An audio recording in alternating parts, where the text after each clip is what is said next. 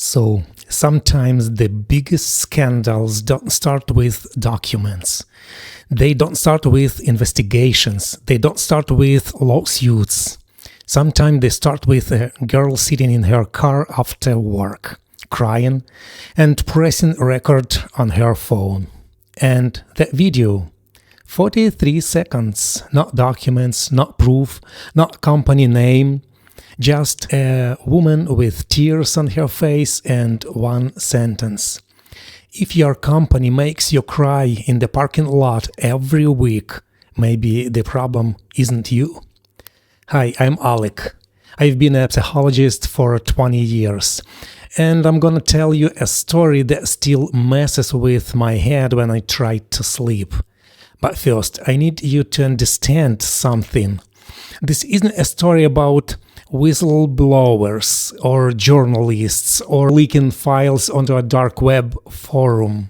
You have seen those movies, the dramatic zooms, the encrypted USB drives, the slow motion walk to the newspaper office, Forget all that. She posted it at 11:47 p.m. Went to sleep. 2 million views by morning.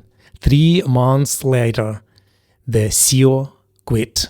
1 year later, the company lost hundreds of millions. Her name is Crystal. And she walked into my office looking like she hadn't slept in 4 years. Here is what happened. Crystal worked at a place called Horizon Labs. Dream job. At least that's what she told her mom. That's what she posted on LinkedIn.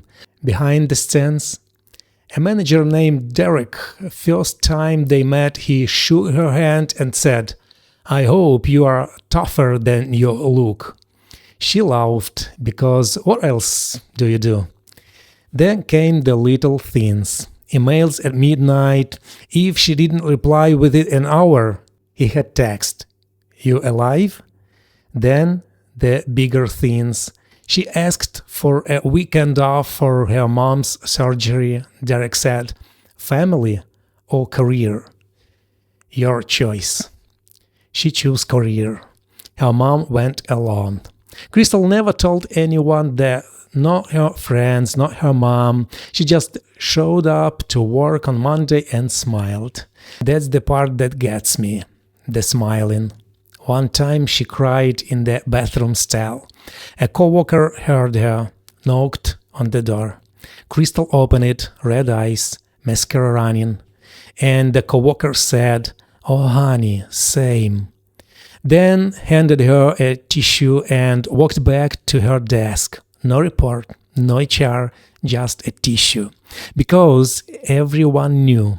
HR wasn't there to help. HR was there to protect the company. One girl filed a complaint once. Next week she was on a performance improvement plan. 2 months later, she was gone. So people stopped talking, started whispering in the parking lot, started crying in their cars. That's where Crystal filmed her video, not out of bravery, out of exhaustion. She told me I wasn't trying to start a war. I was trying not to drive into traffic. The video blew up. Comments from strangers who worked at the same company, same floor, same bathroom, same silent suffering. A former manager posted, "I quit because I couldn't look at myself in the mirror anymore." An HR intern posted, "They told me to delete complaints. I have screenshots."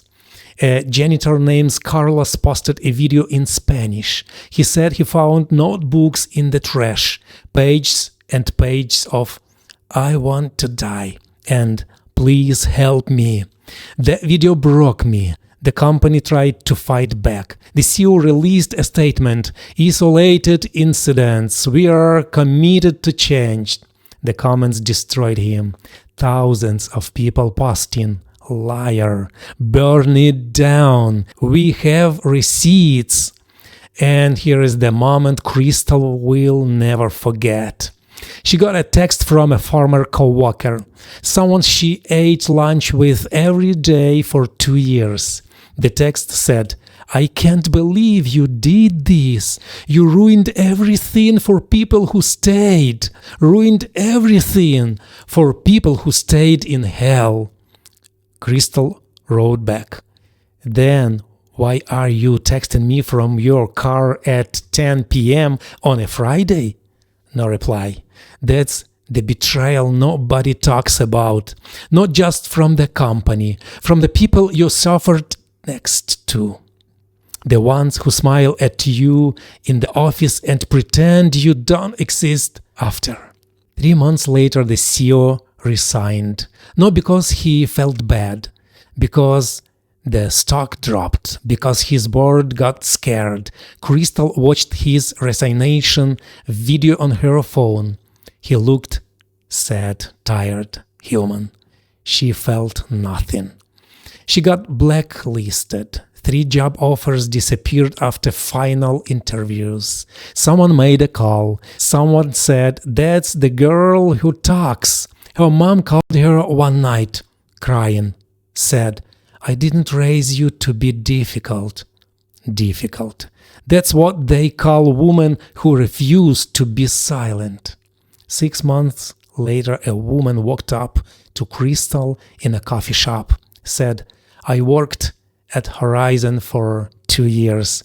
I never told my husband what it was like. Your video made me tell him." He cried. He said he thought he was losing me. I was. "So, thank you." Then the woman left. Not selfie, not post, just "thank you." Crystal sat there with her cold coffee and cried. She told me, "That was the only moment that felt real. Not the millions of views, not the CEO kidding. Just one person who said me too and meant it." So here's my question. What would you have done? Posted the video? Stayed quiet? Keep smiling? Because here is the truth. Most of us aren't heroes of violence. We are just tired. Tired of pretending, tired of performing, tired of saying "I'm fine" when we are drawing. Crystal didn't destroy a company. She just refused to pretend anymore. She told me one thing before she left. "I'd do it again." Not because I'm brave, because silence was killing me faster. Subscribe if you want more stories like this, not the fake happy ones, the real one. This is Alec Sessions. See you in the next session.